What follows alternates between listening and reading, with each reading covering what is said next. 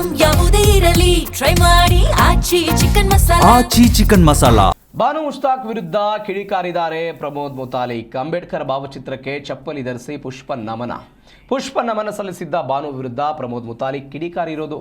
ಇದು ದಲಿತರಿಗೆ ಅಂಬೇಡ್ಕರ್ಗೆ ಮಾಡಿದಂಥ ಅವಮಾನವಲ್ಲ, ಇಡೀ ಹಿಂದೂ ಸಮಾಜಕ್ಕೆ ಬಾನು ಮುಷ್ತಾಕ್ ಅವರಿಂದ ಅವಮಾನ ಆಗಿದೆ. ಬಾನು ಮುಷ್ತಾಕ್ ಕ್ಷಮೆ ಕೇಳಬೇಕು ಅಂತ ಪ್ರಮೋದ್ ಮುತಾಲಿಕ್ ಆಗ್ರಹ ಮಾಡಿದ್ದಾರೆ. ಚಪ್ಪಲಿ ಬಿಟ್ಟು ನಮನ ಸಲ್ಲಿಸಿ ಅಂತ ಹೇಳಿದವರಿಗೆ ಚಪ್ಪಲಿ ನಮ್ಮ ಮನೆ ದೇವರು ಅಂತ ಹೇಳಿರುವ ಬಾನು ಮುಷ್ತಾಕ್ ವಿರುದ್ಧ ಇದೀಗ ಪ್ರಮೋದ್ ಮುತಾಲಿಕ್ ಕೆಂಡಾಮಂಡರಾಗಿದ್ದಾರೆ. ಬೆಳಗಾವಿ ಜಿಲ್ಲೆಯ ಹುಕ್ಕೇರಿಯಲ್ಲಿ ಮಾಧ್ಯಮಗಳಿಗೆ ಅವರು ಪ್ರತಿಕ್ರಿಯೆ ಕೊಟ್ಟರು. ಚಪ್ಪಲಿ ನಿಮ್ಮ ಮನೆಯ ದೇವರು ಆದರೆ ಅದನ್ನು ಕೊರಳು ತಲೆಯ ಮೇಲೆ ದರ್ಗಾ ಮೇಲೆ ಹಾಕ್ಕೊಳ್ಳಿ.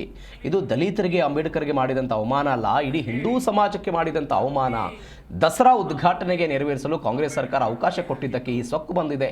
ಬಹಿರಂಗವಾಗಿ ಬಾನು ಮುಷ್ತಾಕ್ ಕ್ಷಮೆ ಕೇಳಬೇಕು, ಕ್ಷಮೆ ಕೇಳದೆ ಇದ್ದರೆ ಉಗ್ರವಾದ ಹೋರಾಟ ಮಾಡ್ತೀವಿ ಅಂತ ಪ್ರಮೋದ್ ಮುತಾಲಿಕ್ ಮಾತನಾಡಿದ್ದಾರೆ.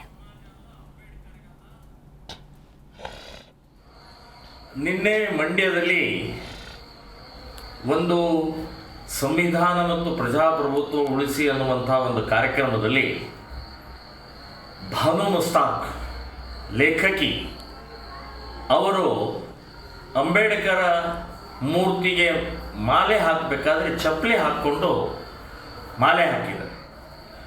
ಮಾಲೆ ಹಾಕುವಂಥ ಅಲ್ಲಿಯ ವ್ಯವಸ್ಥಾಪಕರು ಹೇಳಿದ್ದಾರೆ, ಚಪ್ಪಲಿ ತೆಗೀರಿ, ಚಪ್ಪಲಿ ನಾವೆಲ್ಲ ಹೊಲಿಯುವ ಸಮಾಜದವರು ಮತ್ತು ಚಪ್ಪಲಿ ನಮಗೆ ದೇವರು ಅಂತ ಹೇಳಿ ಚಪ್ಪಲಿಯನ್ನು ಹಾಕ್ಕೊಂಡೇ ಅಂಬೇಡ್ಕರ್ ಮಾಲೆ ಹಾಕಿದ್ದು ಅತ್ಯಂತ ಖಂಡನೀಯವಾದ.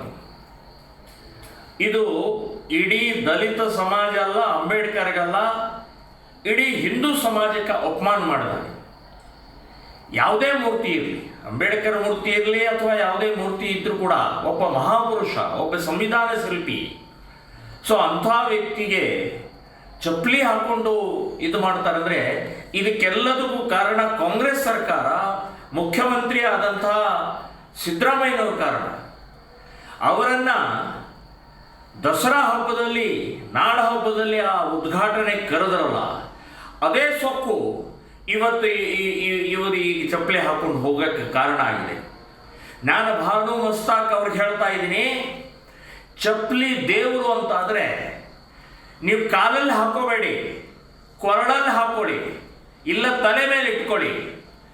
ನಿಮ್ಮ ದರ್ಗಾದ ಮೇಲೆ ಚಾದರ್ ಹೊದಿಸ್ತಾರಲ್ಲ, ಆ ಚಾದರ ಬದಲಾಗಿ ಚಪ್ಪಲಿಯ ಮಾಲೆ ಹಾಕಿ. ಏನು ಮಾತಾಡ್ತಾ ಇದ್ದೀರಿ? ಸೊಕ್ಕ ನಿಮಗೆ? ಒಬ್ಬ ಸಂವಿಧಾನ ಶಿಲ್ಪಿ ಅಂಬೇಡ್ಕರ್ಗೆ ಈ ರೀತಿಯ ವರ್ತನೆ